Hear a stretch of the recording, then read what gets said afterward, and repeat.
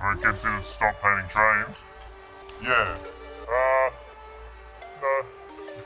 Australia's always been focused on trains, you know, if you don't paint trains, then you're a bit of a toy. Like the amount of people I've seen over the years come into the scene, paint, you know, a couple of hundred panels in a few years, and they think they're the only ones that have ever done it. They're like the king of the fucking city. And then 3 years later, they never paint anything again. They've fucking been so busted. They go into crime and drugs and all the rest of it.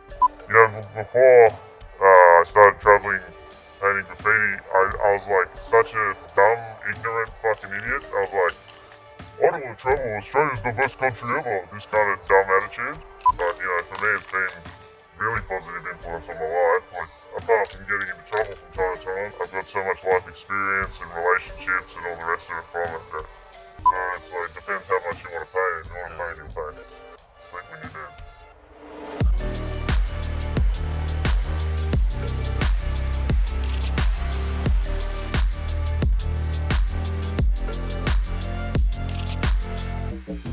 Machete? Machete. Nice one. Yeah, machete piece last night. I kind of just found graffiti, you know, I was in kind of primary school basically. I come back from school holidays and someone had just destroyed my school with throw up, and something about it, I don't know what it was, it kind of just really resonated with me as a kid, and I just went home and started scribbling in my books and trying to figure out what this thing was and how to do it, you know. And then one of my good family friends, he's actually one of the guys that founded KGB, Timo. I got him into tagging. I was the influence. And then him and Ken, then when they were kids, they got picked up by some older guys in Sydney and kind of taught how to paint pieces and panels and insides and everything else. And then Tim came back and kind of schooled me up into, you know, painting proper graffiti, I guess they call it. I was just like, I want to do that thing that I've seen, so. And then, yeah, from that moment, I was just like, pretty obsessed with it, really. It hasn't changed, much to the disappointment of my mother. It's just something that I gotta do. Like, if I'm not painting feet, I don't really know what to do with myself. A funny story, like, maybe 15 years ago, there was like one of the young guys in my crew got busted. So yeah, when he got busted, he went, you know, they interviewed him or whatever, and found out that they've been kind of surveilling us, and they said basically if he snitches on me, like they just want me and they hate me and blah blah blah, and if he snitches on me, then it's all good, they'll drop all his shit. And obviously he didn't snitch on me, but he come back and told us all this. And then I was like, fuck, I'm getting busted. Like, if they've been following me and shit, I'm painting all the time, I'm gonna get busted soon, so. As a like preemptive thing, I was like, fuck, I've got to do something to like not get busted. So I found out that under the mental health plan in Australia, you can get 10 free counsellor sessions. So I went to my GP and said, I've got a graffiti addiction and I want to see like a psychologist. You know, so if I go to court, I've got this thing saying, yeah, you know, I've been trying to fix my problem, blah, blah, blah. And so it was super funny, you know, because I had to go to 10 counselor sessions with like a full mental health company. He's like, now when you get that feeling about graffiti, you know, you want to unlock your invisible box, and you want to put that feeling in there and lock the box. He's like, now do it for me. I'm like, he's like, does that feel better? I'm like, yeah, it feels much better. I don't want to paint trains anymore. During that process, I kind of did talk to that guy a lot about like why I paint graffiti, why it's important to me and all that stuff. And what he kind of said, which was funny, at the end of it, he goes, look man, you're not going to stop painting trains, you know, you're not going to stop painting graffiti, just don't get busted. It seems like you got it under control. Like, because he was like, your whole life, but my whole life I've lived it through the lens of a graffiti writer since I'm like 11 years old. Your whole identity is shaped around graffiti, and your whole lens is graffiti. So if you remove that, you've got to reinvent yourself. You have to ditch everyone you know, move on into a completely different life, otherwise it's just not going to work. I was like, that kind of makes sense in terms of like, you know, why you keep painting and why you feel good when you paint, you feel fucking weird when you don't, you know what I mean? I thought it was really interesting. And the consequences, it depends what state states differ. But, you know, if you're an idiot, like you got a decent lawyer and you don't have a rap sheet for all kinds of other stuff and you're not always getting in trouble, the consequences, not so bad, but the level of police resources and investigation and everything else that they put into catching you is crazy. Like, they will tap your phone, they will... Actually, can I get a pink dot? They'll tap your phone, they'll put a tracking device in your car for catching for graffiti, then you get caught and you get like a fine and a good behaviour bond or some community service. It'll never make sense to me the amount of resources that they waste spend on graffiti shit and resources they don't put into actual real crime, you know? Yeah, if you want to play for a long time, you've got to be like disciplined.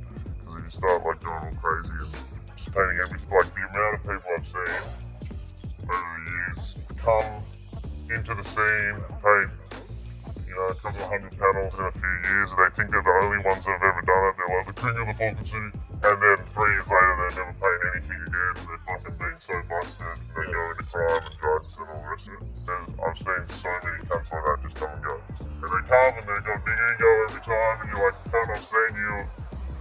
I'm like, you're not special. We get bad PR for sure. Over one complaint every single day.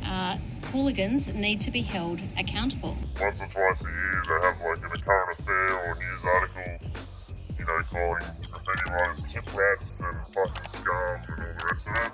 And we don't get honesty either, you know, they talk about how much damage is on the rail network and how they're spending that money on, you know, your trains would run on time if no one was painting graffiti.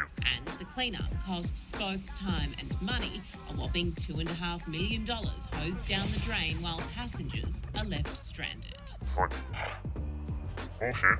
You know, the public hate graffiti because it's politically a fucking easy layout. On tagging. From now on, for vandals, you spray, you pay. Or it gets you to stop painting trains. Yeah. No. I don't know, I love it so much. But, you know, for me it's been really positive influence on my life. Like, apart from getting into trouble from time to time, but, you know, I've been able to travel all around the world. I can go to any country pretty much on the planet and I'll find some local guy to show me around and make a new friend, and I've got so much life experience and relationships and all the rest of it from it that, you know, before I started traveling painting graffiti, I was like such a dumb, ignorant fucking idiot. I was like, I don't want to travel, I don't want to travel, Australia's the best country ever. This kind of dumb attitude. And I think if it wasn't for graffiti, I probably never would have really travelled, you know? I think like all of Australia is always, like all the cities pretty much have like a rich graffiti history, like a rich train painting history that goes back to the 80s, and Australia's always been focused on trains, you know? If you don't paint trains, then you're a bit of a toy. And as well, like I said, it's kind of, it's not hard to paint, but it's hard to have longevity, you know, because of the investigation. And because of that, you breed like really motivated and really professional and organised writers, because they have to be, you know, to survive. And we're so far away from everything as well, so when we do, you know, go to Europe or North America or something, we stay and we paint fucking everything rather than, because we can't just come and go, you know. You know, I look at guys like Chaos in Stockholm and dudes like this that have been painting, you know, super active in their local scene on the subway and on trains for fucking like 40 years and stuff. I'm like, oh, I can do that. Why not? So it's like, it depends how much you want to pay. If you want to pay, you'll pay. Like when you're there. My style and the kind of basis of most of the guys in my crew style is, I guess call it like Sydney public style. So it's like super influenced by New York, spray can art, all that stuff. And it's kind of become like a unique thing to Sydney, I think, a little bit. But there's usually, in the early 2000s when I was kind of really starting to paint properly, there's guys like TM and stuff that were kind of like the custodians of the style back then, and then other guys get hold of it. And I think we're the kind of custodians of it now, as you know. None of these people are friends. It's funny in Sydney because this style's become so like synonymous with Sydney or like universal in Sydny. It's kind of not cunts just fight each other and it's kind of normal. Like someone figures it out or makes a new trick and then people just come in and it's just like, oh, it's Sydney style, it's public style, you can do what you want, you know? So you just kind of take it and try and add your little bits and pieces. But just everything's changing, bro. Old cunts are like, fucking mind, bro, fucking mind. It's like, well, if it never changed, we'd all still be doing fucking goofy tags with like shitty outlines on them or something. You know, when I started painting trains, when I started in Sydney and when I started painting overseas, like all the things that I kind of like in the beginning thought, I want to do this, I want to do that, I've pretty much done most of those now. So yeah, now it's just like, keep the party going as long as we can, I guess.